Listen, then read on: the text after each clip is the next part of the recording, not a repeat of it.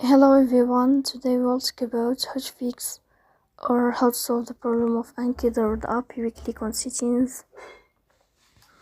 Here in this page you can click on apps, default apps, app settings. Sorry, not here. You will go to apps, default apps, app settings.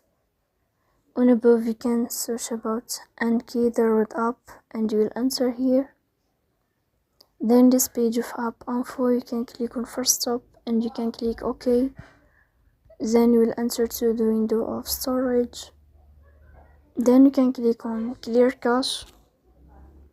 In the end you can turn off your phone and you can wait a moment to turn on your phone again.